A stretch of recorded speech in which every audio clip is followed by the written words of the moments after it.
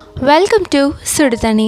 இன்னைக்கு 4th episode of meal mat சீரீஸில் நம்ம பார்க்க போகிறது ரசம் சாதமும் முட்டை மிளகு வறுவலும் தான் பார்க்க போகிறோம். இந்த ரைஸ் காம்போ எப்போவுமே ஒரு ஹிட்டான காம்போ. வெஜிடபிள்ஸ் இல்லாத டைமில் முட்டை வச்சு ஏதாவது பண்ணலாம் அப்படின்னு நினைக்கும் போது இது ஒரு பர்ஃபெக்டான ரெசிபியாக இருக்கும். இதோட இன்க்ரீடியன்ஸை நான் டிஸ்கிரிப்ஷன் பாக்ஸில் கொடுக்குறேன். இப்போ வாங்க சேர்ந்து சமைக்கலாம்.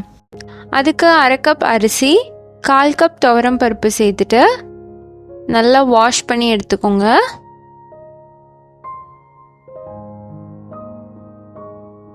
இதை ஒரு 3 தடவை நல்லா அலசிட்டு இதில் கொஞ்சம் தண்ணி சேர்த்து ஒரு 1/2 மணி நேரம் ஊற வச்சிடலாம். இது இருக்கட்டும். அடுத்து ஒரு மிக்சியில் 1 டீஸ்பூன் சீரகம், 1/2 டீஸ்பூன் மிளகு, எண்ணெய் ஒரு 10 மிளகு எடுத்துக்கோங்க, 1 டீஸ்பூன் மல்லி, 2 வரமிளகாய், அதோட 4 பல் பூண்டு சேர்த்துட்டு இதை கொரப்பாக அரைச்சி எடுத்துக்கலாம். பல்ஸில் 2 சுத்து போட்டாலே போதும். அடுத்து ஒரு குக்கரில் 1/2 டேபிள் ஸ்பூன் எண்ணெய், 1 டேபிள் ஸ்பூன் நெய் சேர்த்துட்டு இதில் 1/4 டீஸ்பூன் பெருங்காயத்தூள் சேர்த்துட்டு அதோட 2 தக்காளி சேர்த்துக்கலாம். இதில் வெங்காயம் எதுவுமே சேர்க்க வேண்டாம், அதனால் டைரெக்டாக தக்காளி சேர்த்துட்றேன். தக்காளியை லைட்டாக வதக்கிக்கோங்க. இது லைட்டாக வதங்கினதுக்கப்புறமா நம்ம அரைச்சி வச்சுருக்க அந்த அரவை அதில் சேர்த்துடலாம். இதோட 1/4 டீஸ்பூன் மஞ்சள் தூள், 1/2 டீஸ்பூன் கல்லுப்பு சேர்த்துட்டு நல்லா மிக்ஸ் பண்ணி விட்டுருங்க.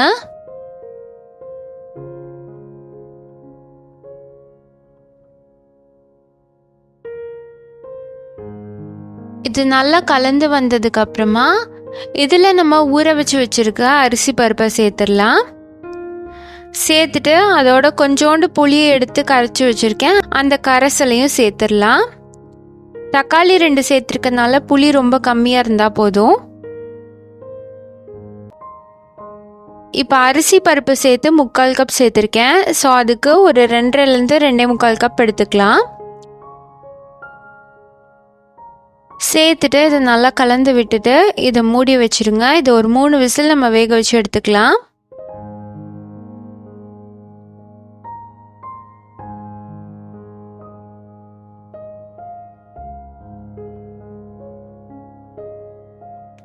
மூணு விசிலுக்கு அப்புறமா பாருங்கள், இது சூப்பராக நல்லா குழைவாக வந்துருச்சு. இது இருக்கட்டும். அடுத்து ஒரு பேனில் 1 டேபிள் ஸ்பூன் நெய் சேர்த்துட்டு இது சூடானதுக்கப்புறமா 1 டீஸ்பூன் கடுகு, 1 டீஸ்பூன் உளுத்தம் பருப்பு, நல்லா பொரிஞ்சதுக்கப்புறமா 2 வரமிளகாய்,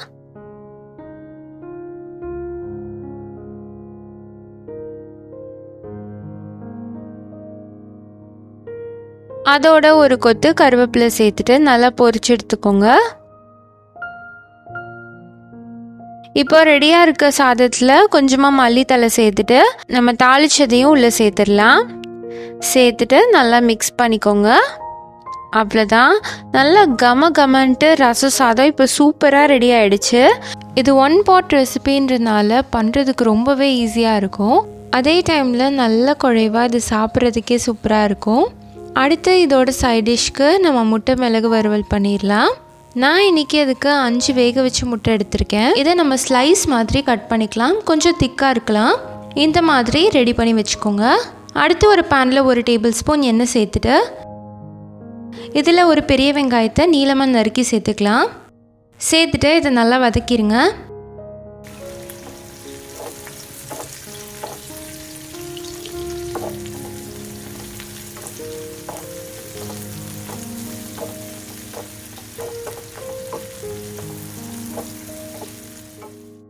இது கொஞ்சம் கண்ணாடி மாதிரி ஆனதுக்கப்புறமா இதில் 1 டீஸ்பூன் இஞ்சி பூண்டு விழுது சேர்த்துக்கிறேன். அதோட ஒரு கொத்து கருவேப்பிலை சேர்த்துட்டு நல்லா வதக்கிடலாம். இஞ்சி பூண்டோட பச்சை வாசனை போகிற அளவுக்கு நல்லா வதக்கி எடுத்துக்கோங்க. வெங்காயம் நல்லா வதங்கும் போது தான் இது ரொம்பவே டேஸ்ட்டாக இருக்கும். இப்போது இது நல்லா வதங்கிருச்சு. இதில் மசாலாலாம் சேர்த்துக்கலாம். 1/2 டீஸ்பூன் சீரகத்தூள், 1/2 டீஸ்பூன் கரம் மசாலா, 1/2 டீஸ்பூன் மல்லித்தூள், 1 டீஸ்பூன் மிளகுத்தூள், 1/2 டீஸ்பூன் உப்பு சேர்த்துட்டு நல்லா வதக்கிடுங்க.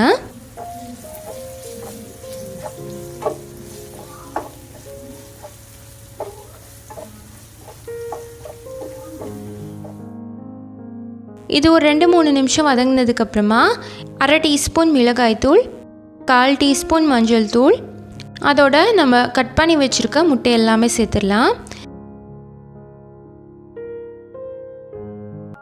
சேர்த்துட்டு நல்லா பெரட்டி விடுங்க.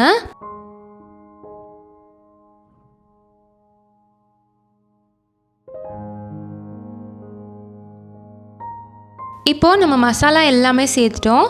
இதை ஸ்லோ ஃப்ளேம்லேயே வச்சுட்டு நம்ம மெதுவாக ரோஸ்ட் பண்ண போகிறோம். அப்பப்போ நீங்கள் கிண்டி விட்டுக்கலாம்.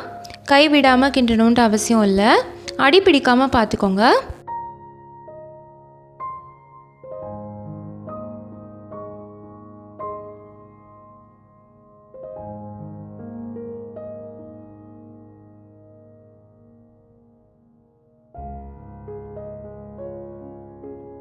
இப்போ பார்த்தீங்கன்னா இது நல்லா ரோஸ்ட் ஆகி வந்துடுச்சு. அவ்வளோதான், இந்த மாதிரி இருக்கணும்.